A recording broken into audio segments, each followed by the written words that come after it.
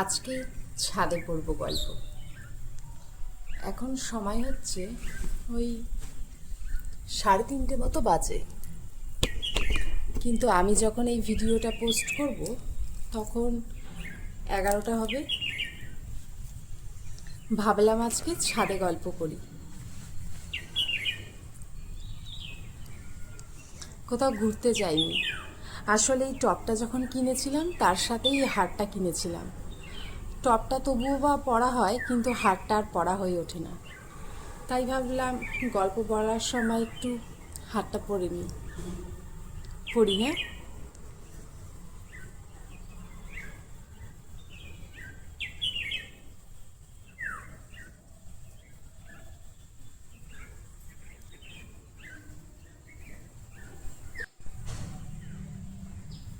আজকের গল্প হলো আমার দুর্গা। কলমে সঞ্চিতা। দুই বোন এই নিয়ে 3বার পাড়ার মোড়ে দৌড়ে গেল আর বাড়ি ফেরত আসলো। বাবার আসার কথা আজ। ষষ্ঠীর সকাল হয়ে গেছে, বোধনের ঢাক বাজছে।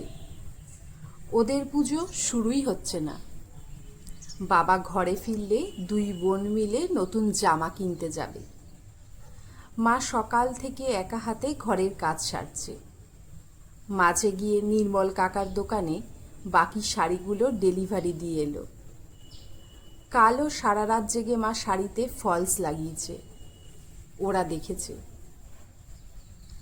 নেহাত হাতে কড়কড়া টাকাগুলো পেয়েছে, তাই মাথা এখনো ঠান্ডা আছে। বড়টা বলে, আজ যদি কিপ্টে নির্মল টাকা না দিত তাহলে এতক্ষণে মার মেজাজ দেখতিস।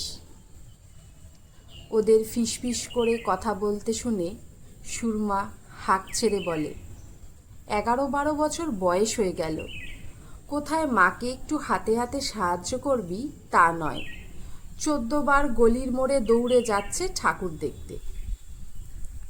ছোটটা মুখ ঝামটা দিয়ে বলে ওঠে, কে বলল তোমাকে আমরা বারবার করে দৌড়াচ্ছি ঠাকুর দেখতে? আমরা তো দেখতে যাচ্ছি বাবা এলো নাকি। হাতের কাজ থামিয়ে সুরমা মেয়েদের দিকে তাকায়, তারপর বলে, রান্নাটা শেষ হলে তোদের নিয়ে বেরোবো। না, এখন যাব না। ঘর বন্ধ থাকলে বাবা ঢুকবে কি করে? বড়টা মার দিকে প্রশ্ন ছুড়ে দেয়। সুরমা বলে, তোদের বাবা যদি সত্যি আসতে পারত তবে কি আমায় রাত জেগে শাড়ির কাজ করতে হতো? আর কতদিন লাগবে মা তোর বুঝতে যে বাবা আর কোনোদিনই আসবে না? তুই নিজেও সত্যিটা বুঝিস না, আর তোর 3 বছরের ছোট্ট বোনটাকেও বুঝতে দিস না। কিন্তু মা, আমরা তো বাবাকে পোড়াতে পারিনি। যদি বাবা সত্যি সত্যি না মরে? কেউ তো চোখে দেখলই না যে বাবা মরেছে। কয়লা খনির ধসে চাপা পড়ে কেউ কি মাস 2 বেঁচে থাকে রে? বোঝ একটু, বাবা আর নেই। সুরমার চোখ দুটি ঝাপসা হয়ে আসে। মেয়েটাকে শূন্য চোখে তাকাতে দেখে জোর গলায় বলে ওঠে, চল 2টো ঝোল ভাত খেয়ে নে, তারপর বেরিয়ে তোদের 2 বোনকে 2টো রংচঙে জামা কিনে দিই। বাজারে গিয়ে 2 মেয়েকে 2টো ভালো জামা কিনে দেয় মা। ছোটটার আবদারে একটা করে হেয়ার ব্যান্ডও হয়। তারপর দোকানে ঝোলানো বন্দুকের দিকে আঙুল দেখাতেই বড়টা ধমকে ওঠে বোনকে। বলে, মা আর কত পারবে? তোর শুধু চাই চাই বাই হয়েছে। সুরমা তাড়াতাড়ি পা চালাতে বলে ওদের। যতক্ষণ বাজারে থাকবে ততক্ষণই বায়না চলতে থাকবে।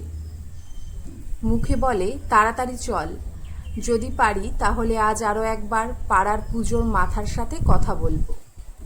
মায়ের ভোগের বাসন ধোয়ার কাজটা যদি পাওয়া যায়, টাকাটা অ্যাডভান্স দিতে বলবো। মনে মনে বলে, পুজোয় তবে ওদের পাতে 2 টুকরো মাছ দিতে পারবো। মানুষটা যতদিন ছিল পুজোয় কত ভালো মন্দ রান্না করতো সে। বড়টা বলে, মা তুমি কিছু নেবে না? ঘামে ভেজা মুখটা শাড়ির আঁচলে মুছে সুরমা বলে, নিলাম তো মা, আমার মেয়েদের জন্য দুটো জামা হতেই হবে। আমার কত শাড়ি আছে দেখিস না। তারপর বিনয়ের থেকে ঠোঙা বানাবে বলে কাগজের বড় বান্ডিলটা নিতে ঢোকে ওর দোকানে। এক হাতে দুই মেয়ের জামার প্লাস্টিক আর অন্য হাতে ঠোঙা বানানোর কাগজের বিশাল বান্ডিল নিয়ে হনহনিয়ে হাঁটতে থাকে সুরমা। ছোটটার ঘুম চলে আসে।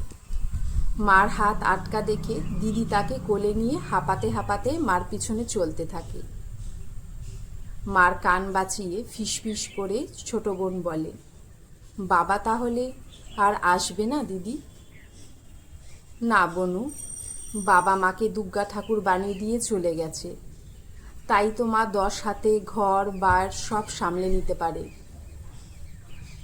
রোদ্দুরে ঝিম ধরা ঘুম ঘুম চোখে ছোটটা বলে, তাহলে আর ভয় কি? আমাদের ঘরেই তো দুর্গা ঠাকুর আছে, তাই না?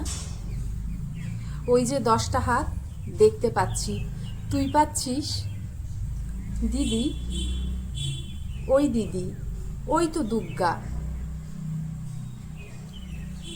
আমার তো গল্পটা খুব ভালো লাগলো, আর একটু মনে দুঃখও পেলাম গল্পটা পড়ে।